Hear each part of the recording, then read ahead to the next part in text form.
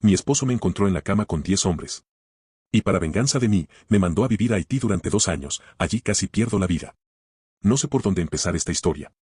Supongo que debería comenzar por el principio, aunque admitir lo que hice me avergüenza profundamente. Mi nombre es Sara, tengo 34 años, y esta es la historia de cómo mi vida se desmoronó completamente y luego, de alguna manera, encontré la fuerza para reconstruirla. Todo comenzó hace 3 años. Estaba casada con Michael, un hombre exitoso que trabajaba en finanzas internacionales. Teníamos una vida cómoda en Manhattan, una casa en los Hamptons, y por fuera parecíamos la pareja perfecta. Pero por dentro, nuestro matrimonio se había vuelto frío y distante. Michael viajaba constantemente por trabajo, y yo me sentía sola, invisible, como un mueble más en nuestra perfecta casa vacía. No voy a justificar lo que hice. No hay justificación para ello. Pero necesito explicar el contexto para que entiendan cómo llegué a ese punto tan bajo de mi vida. Empezó con uno. James, un instructor de yoga que conocí en el gimnasio. Era atento, me escuchaba, me hacía sentir deseada después de años de sentirme ignorada. Una cosa llevó a la otra, y antes de darme cuenta, estaba teniendo una aventura. Pero no se detuvo ahí. La adrenalina, la sensación de peligro, la atención que recibía, se volvió como una droga. En los siguientes meses, mi comportamiento se volvió cada vez más errático y autodestructivo. Empecé a salir con más hombres.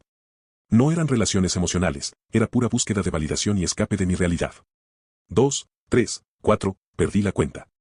Me decía a mí misma que Michael nunca se enteraría, que él estaba demasiado ocupado con su trabajo para notarlo. El día que cambió todo para siempre fue un martes de abril. Michael había dicho que regresaría de Londres el miércoles, pero aparentemente su vuelo se adelantó. Yo había organizado lo que solo puedo describir como una situación completamente inapropiada en nuestra casa. No voy a entrar en detalles gráficos, pero cuando Michael abrió la puerta de nuestro dormitorio, me encontró con 10 hombres diferentes. El silencio que siguió fue ensordecedor. Michael se quedó parado en la puerta durante lo que pareció una eternidad. Su rostro pasó por todas las emociones posibles: shock, dolor, ira, disgusto. Nunca olvidaré la mirada en sus ojos. Era como si estuviera viendo a un completo extraño, alguien en quien nunca podría confiar nuevamente. Salgan. Todos. Ahora, dijo con una voz tan fría que me dio escalofríos. Los hombres se fueron rápidamente, recogiendo su ropa mientras huían como ratas de un barco que se hunde. Me quedé ahí, desnuda, vulnerable, enfrentando las consecuencias de mis acciones por primera vez. Michael no gritó. No me golpeó. No lloró. Simplemente se dio la vuelta y se fue. Esa noche durmió en un hotel, y yo me quedé sola en nuestra casa, que de repente se sintió como un mausoleo de nuestro matrimonio muerto. Al día siguiente, recibí documentos de divorcio y una propuesta que nunca vi venir. Michael era increíblemente rico, mucho más de lo que yo había imaginado. Tenía propiedades en todo el mundo y conexiones en lugares que ni siquiera sabía que existían. La propuesta era simple: podía quedarme en Nueva York, pelear el divorcio en los tribunales y probablemente terminar con muy poco debido a mi infidelidad documentada, aparentemente tenía fotos. O podía aceptar su regalo de despedida. Te vas a Haití, me dijo cuando nos encontramos con los abogados. Tengo una propiedad allá, una casa simple en un pueblo pequeño llamado Jacmel. Te quedarás allí exactamente 2 años. Si sobrevives esos 2 años sin regresar a Estados Unidos, recibirás $1 millón y desapareceré de tu vida para siempre. Si regresas antes, no recibes nada, y me aseguraré de que tu reputación quede destruida públicamente. Pensé que estaba bromeando. Haití parecía tan lejano, tan ajeno. Pero Michael nunca bromeaba sobre el dinero o las consecuencias. Tenía 48 horas para decidir. Al principio, pensé en rechazar la oferta. Tenía amigos en Nueva York, una vida aquí. Pero cuando comencé a contarle a la gente lo que había pasado, me di cuenta de que tan rápido pueden cambiar las lealtades. Los amigos mutuos tomaron el lado de Michael. Mi familia estaba decepcionada y avergonzada. Mi hermana me dijo que había tocado fondo y que tal vez necesitaba tiempo para reflexionar sobre mis decisiones. Así que acepté. ¿Qué tan difícil podría ser, verdad? 2 años en el Caribe, $1 millón al final. Sonaba casi como vacaciones. Estaba completamente equivocada. Llegué a Puerto Príncipe un martes de julio. El calor me golpeó como un puño cuando salí del avión. El aeropuerto era un caos de ruido, olores y personas que me gritaban en creole que no podía entender. Michael había organizado que alguien me recogiera, un hombre local llamado Jean-Claude que hablaba un inglés básico. El viaje a Jacmel tomó 3 horas por carreteras que apenas merecían ese nombre. Veía pobreza que nunca había imaginado, casas hechas de láminas de metal corrugado, niños sin zapatos jugando en calles polvorientas, mujeres cargando enormes canastas en sus cabezas bajo el sol abrasador. La casa que Michael había preparado para mí era básica. Muy básica. 2 cuartos, una cocina pequeña, un baño que funcionaba la mitad del tiempo, y electricidad que era más una sugerencia que una garantía. No había aire acondicionado, no había internet confiable, y la señal de celular era esporádica en el mejor de los casos. Los primeros días fueron los más difíciles de mi vida. Lloraba constantemente. El calor era insoportable, los mosquitos me comían viva, y no podía comunicarme con nadie. La comida era completamente diferente, picante, especiada, y mi estómago no podía manejarla. Perdí 10 libras en la primera semana solo por no poder mantener nada en el estómago. Pero lo peor era el aislamiento. En Nueva York, incluso en mis momentos más solitarios, estaba rodeada de millones de personas. Aquí, en este pequeño pueblo costero, era visiblemente una extranjera. Los locales me miraban con curiosidad y, a veces, con suspicacia. No hablaba creole, apenas hablaba francés, y mi español era limitado. Después de 2 semanas, consideré seriamente rendirme y regresar. Pero cada vez que pensaba en volver a Nueva York sin nada, en enfrentar la humillación pública que Michael había prometido, me quedaba paralizada. Además, había firmado contratos. Si regresaba temprano, no solo perdería el dinero, sino que también debería pagar una penalización significativa. Así que me quedé. Y lentamente, muy lentamente, comencé a adaptarme. Mi primera aliada fue Marie, una mujer de unos 50 años que vivía en la casa de al lado. Al principio, la comunicación era principalmente gestos y palabras sueltas, pero ella fue increíblemente paciente conmigo. Me enseñó a cocinar arroz y frijoles, cómo lidiar con los cortes de electricidad, dónde comprar agua potable cuando el grifo no funcionaba. Marie tenía 3 hijos y había perdido a su esposo en el terremoto de 2010. Trabajaba como costurera y también vendía frutas en el mercado local. A pesar de tener muy poco, siempre compartía conmigo. Cuando me enfermé gravemente durante mi segundo mes, algún tipo de infección intestinal que me dejó en cama durante una semana, Marie me cuidó como si fuera su propia hija. Gradualmente, comencé a aprender creole. Marie y sus hijos me enseñaron palabras básicas y yo tenía tiempo infinito para practicar. Sin Netflix, sin redes sociales, sin las distracciones de la vida moderna, tenía que encontrar formas de ocupar mi tiempo. Leía los pocos libros en inglés que pude encontrar en Jacmel, escribía en un diario y caminaba por la playa durante horas. Jacmel es realmente hermoso. Es una ciudad colonial con arquitectura francesa deteriorada pero encantadora, ubicada junto a una bahía preciosa. Las montañas se alzan detrás de la ciudad, cubiertas de vegetación tropical. Cuando pude parar de sentir lástima por mí misma el tiempo suficiente para mirarlo realmente, tenía que admitir que era un lugar mágico. Pero la vida allí era dura de maneras que nunca había imaginado. La electricidad se iba durante días. El agua corriente era esporádica. Durante la temporada de lluvias, las calles se inundaban. Y luego estaba el tema de la seguridad. Haití es un país hermoso pero complicado. La pobreza extrema lleva a la desesperación y la desesperación a veces lleva a la violencia. Hubo momentos en que me sentí genuinamente en peligro. Una noche, durante mi cuarto mes, escuché gritos y disparos cerca de mi casa. Marie me llevó rápidamente a su casa y me dijo que no saliera hasta la mañana siguiente.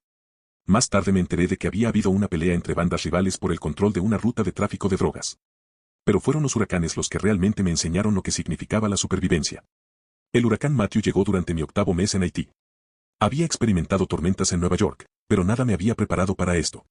Marie me explicó que tenía que preparar la casa, tapar las ventanas, almacenar agua y comida no perecedera, asegurar todo lo que pudiera volarse. La tormenta duró 3 días. 3 días de vientos que sonaban como trenes de carga, lluvia que caía horizontalmente y un miedo constante de que el techo se volara. No hubo electricidad durante 2 semanas después. El pueblo se inundó. Muchas casas fueron destruidas. Pero lo que me impactó fue cómo la comunidad se unió. A pesar de que muchas personas habían perdido casi todo, compartían lo que tenían. Marie, que había perdido una parte de su techo, siguió insistiendo en que yo comiera con su familia. Los vecinos trabajaron juntos para limpiar las calles, reparar las casas, cuidar a los enfermos y ancianos. Por primera vez en mi vida, entendí lo que significaba la comunidad real. No la comunidad superficial de los clubes de campo y las fiestas de cóctel de Manhattan, sino el tipo de comunidad donde la supervivencia de todos depende de que todos se cuiden mutuamente. Gradualmente, dejé de ser solo la americana extraña y me convertí en parte del vecindario. Empecé a enseñar inglés básico a los niños del área. Marie me enseñó a coser, y comencé a ayudarla con su negocio. Aprendí a regatear en el mercado, a reconocer cuando la comida estaba fresca, a navegar el complejo sistema social de pequeñas deudas y favores que mantiene unidas a las comunidades pequeñas. Pero mi momento más cercano a la muerte llegó durante mi 15º mes. Había decidido hacer un viaje a las montañas con algunos amigos locales para ver unas cascadas famosas. El viaje requería una caminata de varias horas por senderos empinados y rocosos. Yo había estado haciendo ejercicio regularmente y me sentía en buena forma, pero nada me había preparado para el calor y la humedad de la jungla haitiana. Comenzamos temprano en la mañana, pero para el mediodía, el calor era brutal. Habíamos traído agua, pero no la suficiente. A mitad del camino de regreso, comencé a sentirme mareada. Pensé que solo necesitaba descansar un poco, pero cuando traté de levantarme después de unos minutos, me desplomé. Estaba sufriendo un golpe de calor severo. Mi temperatura corporal se había elevado peligrosamente y estaba delirando. Mis amigos locales me cargaron entre dos de ellos durante lo que debe haber sido kilómetros, bajando por senderos traicioneros mientras yo entraba y salía de la conciencia. No había hospital en Jacmel que pudiera manejar mi condición. Tuvieron que llevarme en una camioneta tambaleante por carreteras terribles durante 4 horas hasta Puerto Príncipe. Para cuando llegamos al hospital, los doctores dijeron que otro par de horas y habría sido demasiado tarde. Pasé 5 días en el hospital. Marie vino a verme todos los días, trayendo comida casera y sentándose junto a mi cama aunque no podíamos comunicarnos mucho debido a mi estado débil. Cuando finalmente pude hablar apropiadamente, me dijo algo que nunca olvidaré: Sara, ben remenou tanco pitit fimben. Sara, te amo como a mi propia hija. Lloré durante 1 hora después de eso. Esa experiencia me cambió fundamentalmente. Me di cuenta de que por primera vez en años, tal vez en mi vida, había personas que se preocupaban por mí no por lo que tenía o por lo que podía hacer por ellos, sino simplemente porque era parte de su mundo. En Nueva York, había tenido cientos de amigos que desaparecieron en el momento en que mi vida se complicó. En este pequeño pueblo en Haití, tenía tal vez 10 personas que realmente me conocían, pero que estaban dispuestas a cargarme literalmente por las montañas para salvar mi vida. Los últimos 9 meses pasaron más rápido de lo que esperaba. Había encontrado un ritmo de vida completamente diferente al que había conocido. Me levantaba con el sol, trabajaba en el jardín pequeño que había plantado detrás de mi casa, ayudaba a Marie con su negocio, enseñaba inglés por las tardes. Y pasaba las noches conversando con los vecinos o leyendo bajo la luz de las velas cuando no había electricidad. Aprendí a valorar cosas que antes daba por sentadas: agua limpia, electricidad confiable, comida fresca. Pero también aprendí a encontrar alegría en cosas que antes había ignorado: el sonido de la lluvia en el techo de metal, la risa de los niños jugando en la calle, la satisfacción de una comida simple pero bien preparada. También tuve mucho tiempo para reflexionar sobre mi vida anterior. Sin las distracciones constantes de la vida moderna, no pude evitar confrontar quién había sido realmente. La mujer que había engañado a su esposo con 10 hombres no era realmente yo, era alguien que había estado huyendo de sí misma durante tanto tiempo que había perdido completamente el rumbo. Me di cuenta de que mi comportamiento autodestructivo había sido síntoma de un vacío más profundo. Había buscado validación externa porque no tenía ningún sentido real de mi propio valor. Había estado tan desconectada de mí misma que necesitaba la atención constante de los hombres para sentir que existía. En Haití, alejada de todas esas distracciones, finalmente tuve que aprender a vivir conmigo misma. Los primeros meses fueron brutales. Sin la capacidad de huir hacia las compras, las fiestas, los romances o cualquiera de las otras formas en que había evitado mis sentimientos, tuve que sentir todo completamente. La culpa, la vergüenza, la soledad, el arrepentimiento, todo salió a la superficie. Pero gradualmente, algo más también emergió. Por primera vez en años, comencé a sentir un sentido de propósito real. Cuando enseñaba inglés a los niños y veía sus caras iluminarse cuando entendían una palabra nueva, cuando ayudaba a María a terminar un encargo importante de costura. Cuando contribuía a la preparación de la comunidad para una tormenta, sentía que realmente importaba. El día antes de que se cumplieran mis 2 años, María organizó una fiesta de despedida. Toda la comunidad vino. Había música, baile, comida abundante, bueno, abundante para los estándares locales, y muchas lágrimas. Los niños que había enseñado me hicieron tarjetas en inglés y creole. Las mujeres con las que había trabajado me dieron una colcha hermosa que habían hecho juntas. Esa noche, mientras empacaba mis pocas pertenencias, me di cuenta de que ya no era la misma persona que había llegado 2 años antes. La mujer que había llegado a Haití era superficial, egoísta y completamente desconectada de lo que realmente importaba en la vida. La mujer que se preparaba para irse había aprendido lo que significaba la comunidad, la resiliencia y el amor real. Michael cumplió su palabra. Cuando regresé a Estados Unidos, el $1.000.000 estaba esperándome en una cuenta. También había una carta, la primera comunicación directa que habíamos tenido en 2 años. Sara, decía, espero que hayas encontrado lo que necesitabas encontrar. Siempre supe que eras capaz de más de lo que creías. Tu cheque de divorcio final también está incluido. Te deseo lo mejor en tu nueva vida. No era una reconciliación, ni una disculpa, ni perdón. Pero era reconocimiento, tal vez incluso respeto. Michael había conocido mis debilidades mejor que yo misma, y había diseñado una consecuencia que me forzó a confrontarlas. No regresé a Nueva York. En su lugar, me mudé a una ciudad pequeña en Vermont donde nadie me conocía. Usé parte del dinero para comprar una casa pequeña y el resto lo invertí de forma conservadora. Comencé a trabajar como voluntaria en una organización que ayuda a refugiados a adaptarse a la vida en Estados Unidos. El trabajo me resultaba familiar de maneras que no esperaba. Muchos de los refugiados estaban experimentando el mismo shock cultural, aislamiento y desafíos prácticos que yo había enfrentado en Haití. Podía ayudarlos a navegar sistemas confusos, encontrar recursos, y más que nada, les podía asegurar que la adaptación era posible. También comencé a escribir sobre mi experiencia. No para justificar lo que había hecho, nada puede justificar traicionar la confianza de alguien tan completamente como yo había traicionado la de Michael. Pero para explorar cómo alguien puede caer tan bajo y luego encontrar una manera de reconstruirse. Haití me enseñó que la supervivencia no se trata solo de no morir. Se trata de encontrar razones para vivir realmente. En Manhattan, había estado física y materialmente cómoda, pero espiritualmente estaba muriendo. En Haití, enfrenté peligros reales que amenazaron mi vida física, pero encontré una forma de vida que alimentó mi alma de maneras que no sabía que eran posibles. Ahora, 3 años después de regresar, mantengo contacto regular con Marie y algunos otros en Jacmel. Les envío dinero cuando puedo, y estoy planeando visitarlos el próximo año. No como la turista privilegiada que una vez fui, sino como alguien que regresa a casa a ver a la familia. ¿Lamento lo que le hice a Michael? Absolutamente. Fue cruel, innecesario y destructivo. Merecía consecuencias por mis acciones. Pero estoy agradecida de que sus consecuencias me llevaran a un lugar donde pude encontrar una versión mejor de mí misma. La venganza de Michael fue perfecta porque no fue realmente venganza. Era medicina amarga que necesitaba desesperadamente pero nunca habría tomado voluntariamente.